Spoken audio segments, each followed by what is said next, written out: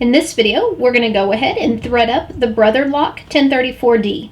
You want to go ahead and grab 3 spools of thread. You want to have a blue, a green, a red or a pink, and a yellow. If your serger has different colors for your thread guide and tension disc, then you want to use 4 colors that match that. Along with your serger, your cones of thread or your spools of thread, you might find a pair of scissors helpful for cutting the ends of the thread and your tweezers.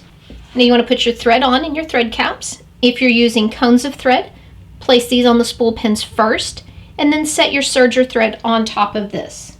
Let's go ahead and fully extend the thread tree. Now the first few steps are going to be exactly the same for each thread. We're going to take the thread and we're going to pass it through these holes up here. Pull it down and leave it hanging. I like to go ahead and do each one.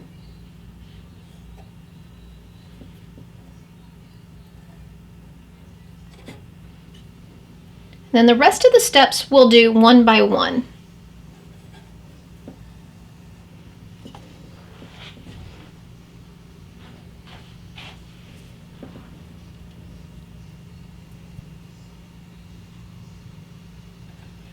Okay.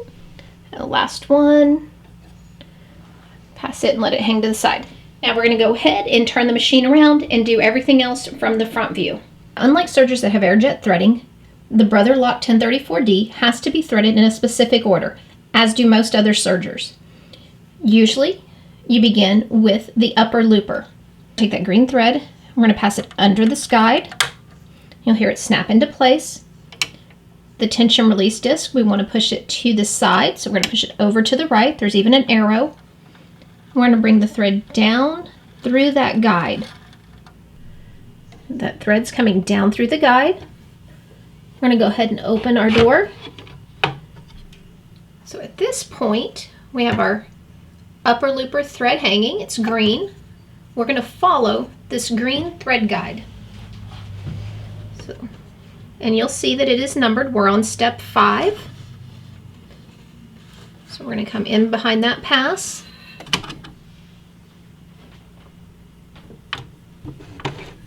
I'm going to turn my hand wheel towards me. That's going to get these in a higher position. I'm going to come in front of this guide, but behind this guide. Straight up. And I'm going to pull the thread to the back. That's going to put it at number 6. 7 is right here. It's this loop. The number 8 is going to be your upper looper. I've got my thread held with my tweezers. We're going to pass it through there. I'm going to reach through with my fingers and grab hold of it and raise my presser foot, because we want these to be under the presser foot, to the back and to the left. And they'll just lay neatly under there. Now that we've threaded our upper looper, we're going to go ahead and thread the lower looper. That's going to be the thread that is located on the spool pin that is furthest to the right. So we're going to take that thread, just like before, we're going to pass it under the guide. You'll hear it click into place. The tension release disc to the right, and pull the thread down. You want about 12 to 14 inches of thread. You can see our blue thread hanging. It almost exactly lines up with the thread guide that's printed on the machine. Okay, so step 4 on the tension disc was up at the top, bringing it down. So now we're on to step 5, and again we're following the blue diagram. We've got our blue thread. Here's 5, 6, and 7. So we're going to go behind both of these. Number 8 is up and through there. That's 8. The thread is behind both of these guides and cradled in number 8. What I'm going to do now is go ahead and turn the machine sideways so you can get a better look. Now what we have here is a thread guide lever. We're going to slide it out.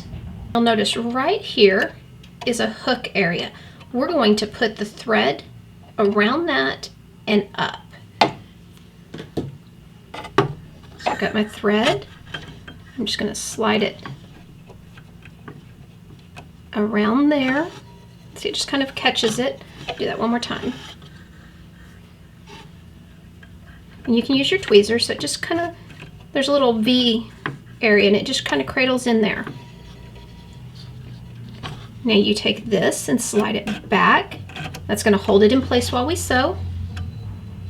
Now what we have to do is thread this lower looper right here. So now the trick is to thread the eye of the lower looper. Grab your tweezers if you need to. If not, just slide it through with your hand. You're going to grab it. And it's going to go under the presser foot and to the back also. The loopers are threaded. We're going to go ahead and move on to our needles. I'm going to start with the right needle. Just like before, we're going to go through the guide, down through the tension disc. We've come down. We're going to go straight across. There's a little bar here that's a guide. Over and down. We have a thread guide here at the needle bar. We want to make sure that we're behind that. We have our right needle thread behind that guide. Now what we need to do is get it through the eye of the needle. It helps if you go ahead and lower your presser foot and cut your thread at an angle.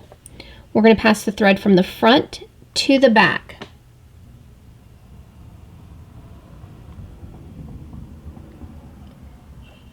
Once you get it through the eye of the needle, grab it with the tweezers and you're going to pull it to the back of the machine. Now, just like the other threads, we want it behind, under the presser foot and to the side. So I'm going to go ahead and raise the presser foot and place it with the others. Now we'll go ahead and we'll do the left needle. Our final thread is going to be the left needle or the outer needle. Just like before, under the guide, release the tension disc, down, and we go up, around, behind the thread guide on the needle bar. Okay, now we're going to thread our last needle, our outer needle or the left needle. We're going to pull those threads to the back and place them under the presser foot. Now that the upper looper, the lower looper, the right needle, and the left needle have all been threaded, I'm going to go ahead and I've lowered my presser foot. I'm going to turn my machine on. Got a hold of all 4 thread tails and I'm going to press lightly on my foot pedal. As I press on my foot pedal, I'm just going to hold on to these and gently pull to the back. I'm not going to jerk or anything, just as it chains off, I'm going to gently pull. At this point, your serger is threaded and ready to use. So that is the basic steps for threading a serger that does not have air jet threading.